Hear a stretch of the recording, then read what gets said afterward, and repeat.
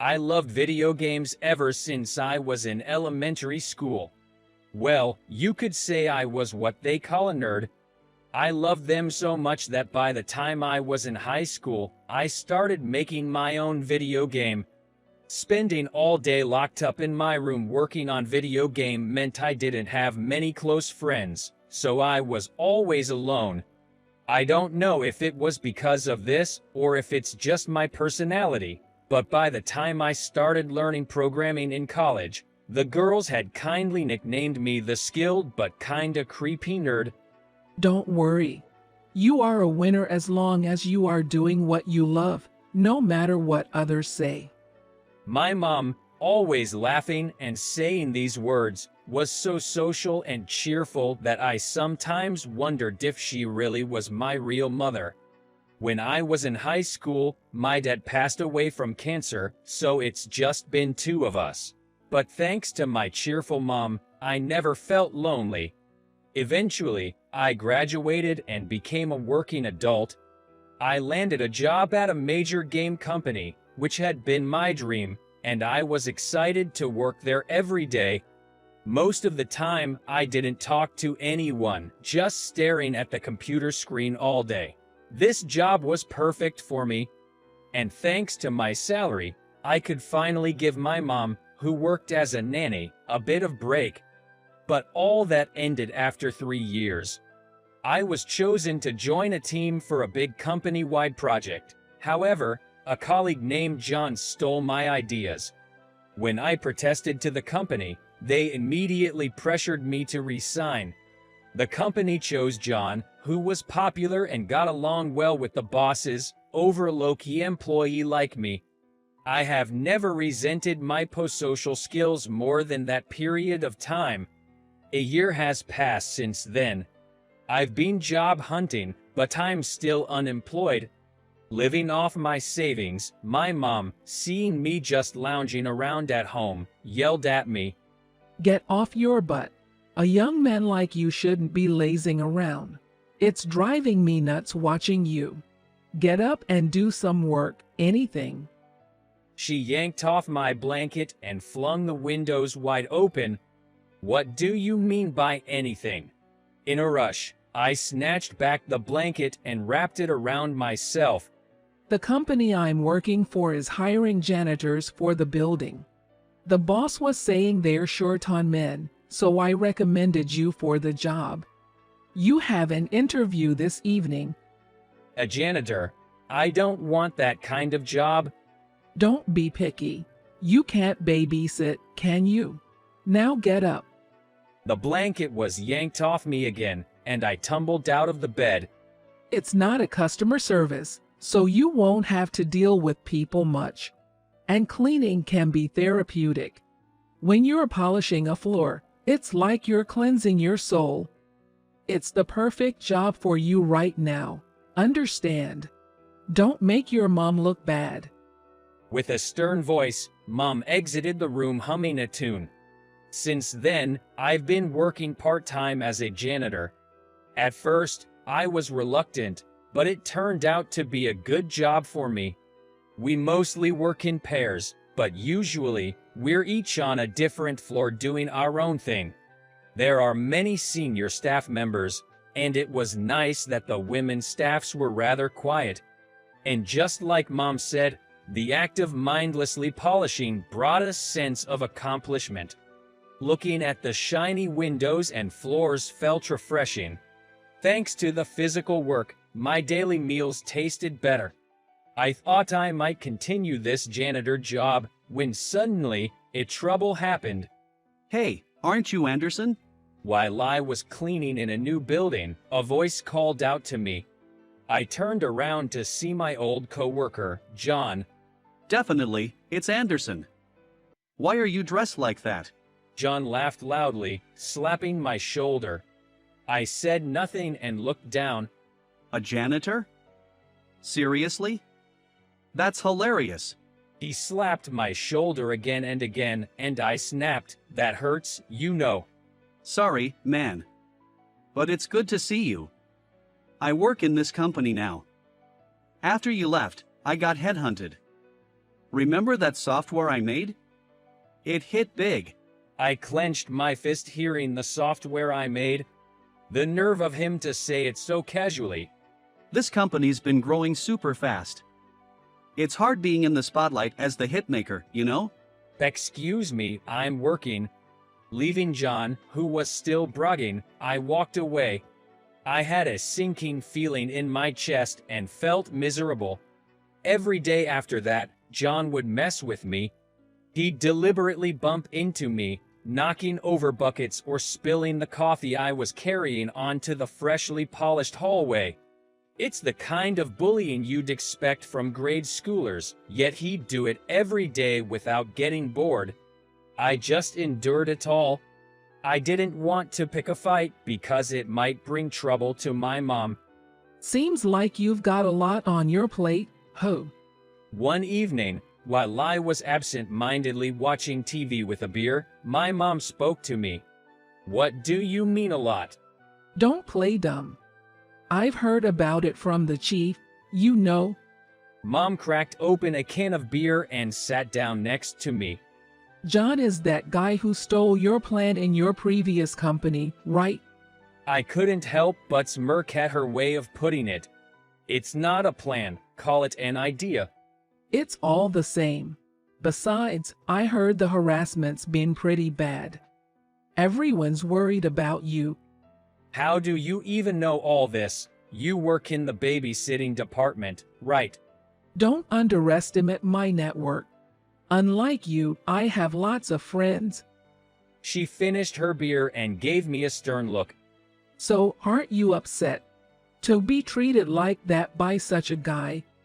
Well, I am upset, but... Then get back at him with your work. She stood up and handed me a piece of paper from her work bag.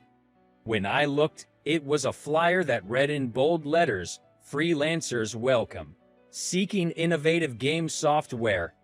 The lady I'm babysitting for, her mom's the CEO of that company. You mean the building there? The company name mentioned at the bottom was the same as where I currently work, and where John is. Yes. When I mentioned you, she gave me this. How about it? A chance to get back at him. I stared at the flyer, completely absorbed. Being a janitor is a proper job. But it's not what you really want to do, right? It's about time you got back into the swing of things. If you don't do it now, you're not much of a man.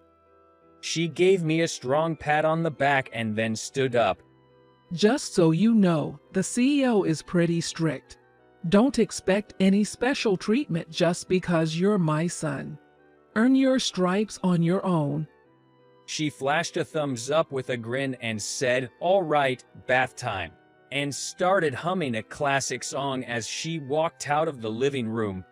Feeling ashamed that, at 27, my mom was still introducing me to job opportunities and worrying about me, I decided to give it a shot. I really wanted to prove myself in front of John. That motivation was really strong. Over the next 3 months, I juggled my janitorial duties during the day and immersed myself in software development at night. As time went on, I realized how much I loved this work, and no matter how late I stayed up, I was always excited. Thanks to that, I didn't care less about John's petty pranks. All I could think about was the software. Yes. I finally uploaded my completed software online and let out a deep sigh. The feeling of accomplishment washed over me, and I slept like a log that night. I didn't even notice when Mom put a blanket over me in the middle of the night. A week later, I went to work as usual, but I felt dizzy. I guess pushing myself finally caught up to me, and I could taste the fever in my mouth. Are you okay? Your face is red. Ms. Thompson, my colleague, looked at me with concern. "I'm sorry. Can I leave after finishing this up?" Of course. I'll talk to Chief.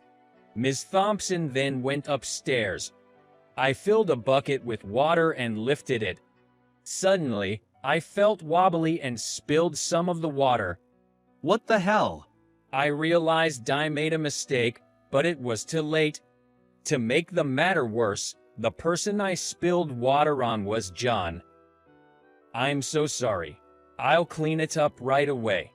As I tried to wipe his pants with a clean towel I had, he said, "Don't touch me, you're disgusting." Pushing my hand away, I've been thinking, why is a loser like you always around me? Get lost. even though he was yelling at me, it was my fault, so I kept apologizing. I'm truly sorry. I'm telling you to get lost. Are you deaf as well as dumb? John kicked the bucket that was placed nearby. Water splashed all over me. I've always found you annoying. I'll tell the cleaning company to fire you, so get lost. Just then, What's going on here?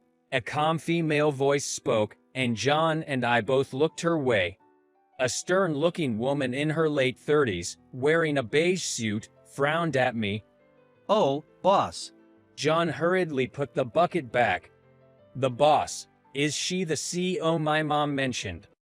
Well, this janitor splashed water on me. John stumbled over his words, but the CEO just glanced at him and asked me, "What's your name?" "David Anderson," I replied. The boss's face lit up when I answered. You're Anderson. This saves me the trouble of reaching out. The boss pulled out a handkerchief from her bag and began wiping me down. "Hey, that's all right." I quickly stepped back, but the boss shook her head. No, I'm about to introduce you to everyone. We can't have our leader looking like this. It'll give everyone a shock." Confused, I looked at her, and she said, "Follow me, and you too, John."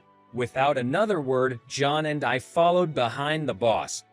She opened a door with a sign "Product Development" and said, "Everyone, a moment, please." The boss pulled me by the arm to stand next to her. The eyes of about 30 staff members were all on me. We're starting a big project company-wide and held a competition for software development. We had many excellent entries from within the company, but after a strict selection process, David Anderson's work was chosen. The room erupted in cheers. I just stood there, dumbfounded. David used to work for a major game company. He's the real brains behind the hit Xenon's Adventure series. We're honored to have such a valuable talent in our company. Emphasizing the word real, the boss took a quick glance at John. John's face turned as pale as a ghost. David will lead the team. We'll inform those who've been selected to be on his team. It's our biggest project this season. Let's make it a success. Everyone clapped and smiled at me. The sudden turn of events had me completely dumbfounded. Then, the boss extended his right hand to me, whispering, "I'm truly indebted to your mom for all she's done for us. But remember, this is all about your own abilities. I've heard about what John did to you before. You don't have to worry about that here." I finally realized this was all real. In that moment, I felt the tears welling up. "I appreciate it. Thank you." I firmly shook the boss's hand. The boss gave me a big smile and nodded. The sound of warm applause was music to my ears. After that, I was hired full-time. When I greeted the cleaning company's chief, he cheerfully said, "Congratulations." Mrs. Anderson was really worried about you. Make your mom proud? That's when I realized just how much my mom cared for me. Always with a smile, seemingly without a care in the world, my mom was always there, worrying about me. The job was tough but fulfilling. Thanks to the boss's leadership, everyone had the freedom to work in a productive environment. We might be a small company now, but I'm sure we'll grow big. I genuinely wanted to give everything for the company. John was in my team, but he didn't show any resistance.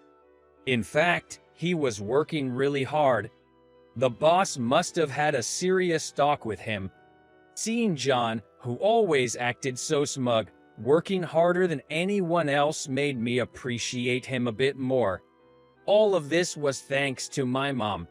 I thanked her over and over again, asking what I could give her as a gift. After some thought, she responded, "A daughter-in-law and grandchildren. That's a tall order." That's what I thought, but when I said, "I'll do my best," she burst into laughter,